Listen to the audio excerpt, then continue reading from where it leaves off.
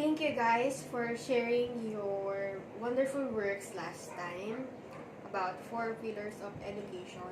Sobrang natuwa ako sapagkat lahat kayo ay may natututunan sa ating mga pinag-aaralan. So now we are moving forward to relevant laws for teachers, batas. So mga related na batas for teachers since we are talking about teaching. So the first one is, by the way, kung mapapansin nyo, interconnected lahat ng lessons natin sapagkat habang nag-move forward tayo sa chapter by chapter, makikita nyo yung interconnection. So, at first, di ba, nature of profession, then the foundations. So, the third one is the pillar. So, ngayon, from the nature to the foundation to pillars, now we have laws. Meron na tayong mga batas. Paano nga ba nagawa yung mga batas na yun? Siyempre, interconnected yan sa kung paano nga ba nagsimula yung edukasyon. Kung ano yung pinagmulan niya, kung ano yung iba't ibang uri ng edukasyon, hindi lang dito sa ating bansa, kundi sa iba't ibang panig ng mundo. At in-enhance lang siya, in-improve lang siya into what we call laws or batas ngayon para meron tayong basis, meron tayong guidelines sa present education system natin. Do you get it? Great. So the first law is the Republic Act 7836 or what we call Philippine Teachers Professionalization Act of 1994. So from this act, it says that teaching refers to the profession concerned with classroom instruction at the elementary and secondary levels. So from this act, it refers that the profession concerned with classroom instruction for both elementary and secondary levels is called teaching profession. So, as to this act also, teachers refers to all persons engaged in teaching in the elementary and secondary levels, whether full-time or part-time basis. It also includes industrial arts or vocational teachers and all other persons performing supervisory and or administrative functions in all schools. Nagigets nyo ba? So, from this act, meron na agad tayong definition na nakuha, which is teaching and the teachers. So, the next is the professionalizing teaching in the Philippines, legal basis. First one is the Presidential Decree 1006. It was effective January 16, 1977. So, this decree professionalizing teaching in the Philippines promulgated that there is the significant and imperative role of teachers in building a strong nation, more specifically in developing proper and desirable attitudes among the citizenry whom they have direct and continuing interaction. So, there is contribution from the teachers in building a strong nation and desirable attitudes among the citizens whom they have direct and continuing interaction. Next one is the Philippine Teachers Professionalization Act of 1994, which is also the Republic Act 7836, yung kanina nating na-discuss. So, as relevant laws for teachers, meron din tayong Code of Ethics for Professional Teachers. Its preamble says that teachers are duly licensed professionals who possesses dignity and reputation with high moral values as well as technical and professional competence in the practice of their noble profession. So, na-discuss natin last time na sa teaching profession, matatawag ka lang na licensed teacher kapag nakapasa ka sa board exam or sa licensure examination for teachers. Same with other professionals or other profession. For example, magiging doktor ka lang kapag nakapasa ka sa physician exam. Magiging certified accountant ka lang, certified public accountant ka lang pagka nakapasa ka sa CPA board exam. So, you need to pass a certain standard before you can be called licensed or certified. Ganun siya. Kasi nga, meron nang na-develop na standards, policies, and regulations every profession. So, from the histories, from the foundations, nakapag transition tayo or nakapaggawa tayo ng mga standards na susundin para sa bawat profession. Siyempre, kapag walang standards, magulo, 'di ba? Pag walang standards, hindi magiging organized kung paano nga ba yung magiging basehan natin para magawa mo yung profession mo or ma-practice mo yung profession na pinag-aralan mo. Next one. As per Code of Ethics of Professional Teachers, in Article 1, Section 1, it says that the Philippine Constitution provides that all educational institutions shall offer quality education for all competent teachers. And the Section 2 says that covers all public and private school teachers in all educational institutions at the preschool, primary, elementary, and secondary levels, whether academic, vocational, special, technical, or non-formal. So, dahil nga meron ng batas, mas organized na. Meron na tayong sinusundang guidelines kung paano ba natin i-implement yung mga policies para sa education system natin dito sa Pilipinas. So, as per Section 1 of the Article 1 of Code of Ethics, Philippine Constitution should provide or provides that all educational institution shall offer quality education.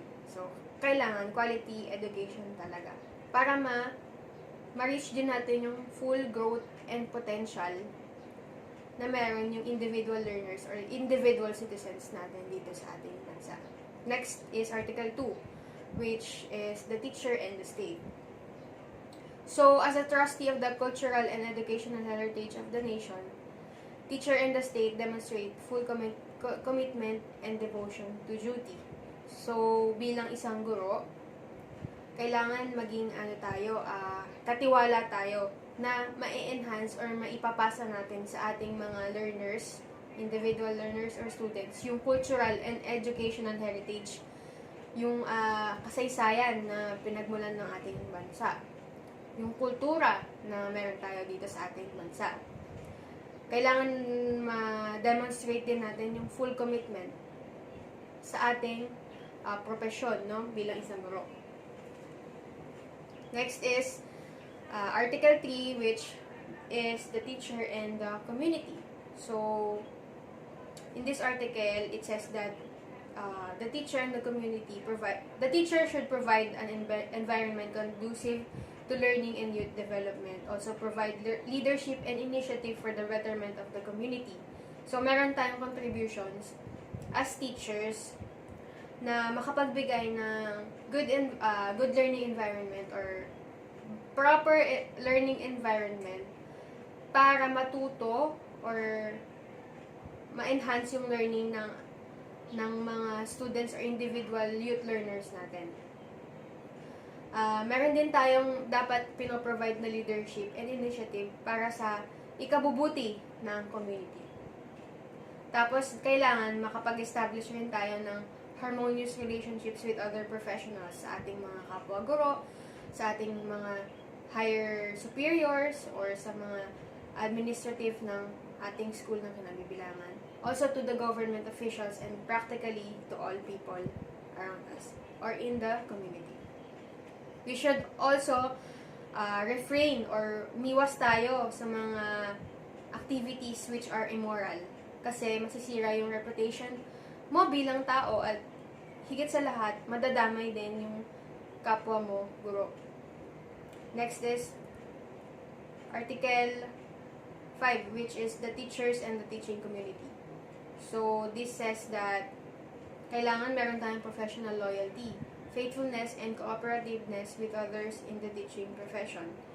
So, we should maintain our harmonious relationship sa ating mga katrabaho or kapwa guro. Not just in teaching. Kahit naman anong uri ng profession mo, kailangan marunong kang makisama sa mga katrabaho mo. So, you can have a harmonious workplace. Makapagtrabaho kayo ng maayos and magiging productive and effective workers kayo sa inyong anumang profession.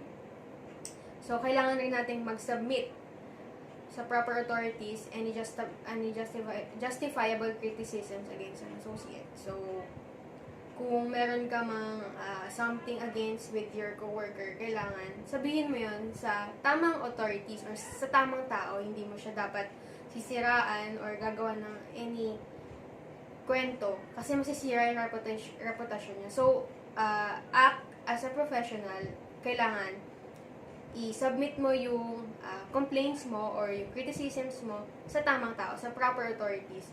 For example, sa superior mo, sa inyong head department.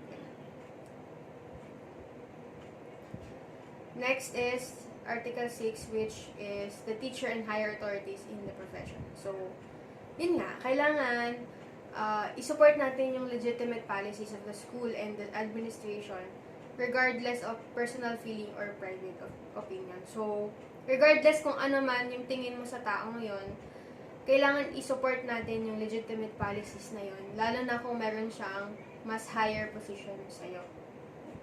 Consider the welfare and interest of the learners when seeking redress against all forms of injustice and in raising grievances to the administration. So, the first thing is to always priority the welfare and interest of the learners. Regardless man kung ano yung relationship natin, kung ano man yung status natin dun sa administration na kinabibigyan natin. For example, sa school kung saan ka nagtuturo. Regardless of your grievances or anything na against dun sa administration na yun, lagi natin iisipin na priority natin yung welfare and interest ng ating mga learners. So, kailangan ipamuhay din natin yung kontrata natin. Or we need to live up to our contract. So, kung meron tayong employment, syempre merong terms and conditions. So, we should abide with the terms and conditions of our employment. Next is Article 7, school officials, teachers, and other personnel. So, we need to consider the policy formulation and change innovations as cooperative responsibility. Syempre, change is inevitable, no? Kailangan marunong tayong makisabay sa mga pagbabago. So, kung merong ibinabang mga memorandums tungkol sa pagbabago, kailangan nating mag-adapt doon or responsibility natin na makipag-cooperate. And we need to also attend to the professional growth of teachers. Kailangan i-involve mo yung sarili mo na magkaroon ka ng professional growth. Kailangan nag-i-improve ka as teacher and yun nga, nag-grow ka bilang isang guro. Hindi ka lang nagiging static na stay ka lang sa kung anong meron ka ngayon. Kailangan lagi mong ine-enhance yung skills and learnings na meron ka. Article 8, the teacher and the learner. So, this says that the teacher determine the academic marks and the promotions of learners in accordance with pertinent civil service rules and private school teachers in accordance with the contract. So, we need to make no prejudice or discrimination against any learner. So, maging patas tayo, maging fair tayo sa pag-judge ng academic works and other things related sa mga learner. Hindi dapat tayo nagkakaroon ng prejudice or discrimination. Pantay-pantay ang tingin natin sa kanila sapagkat sila ay pare-parehong mga individual na gusto ring matuto at mag-improve.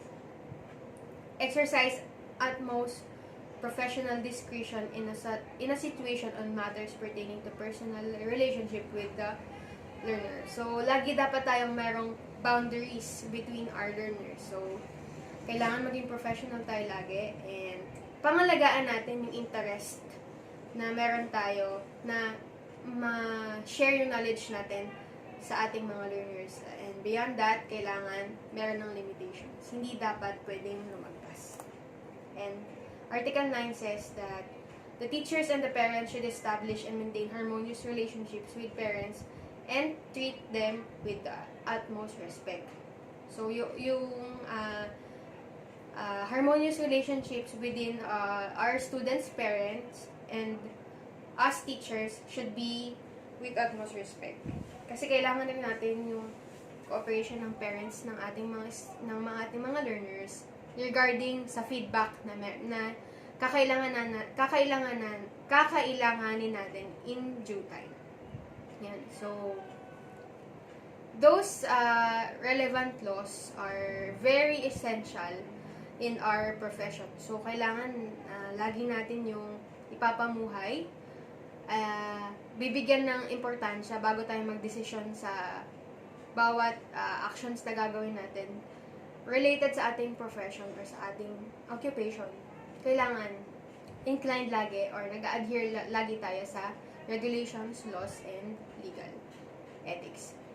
Thank you for listening, guys. Till next meeting.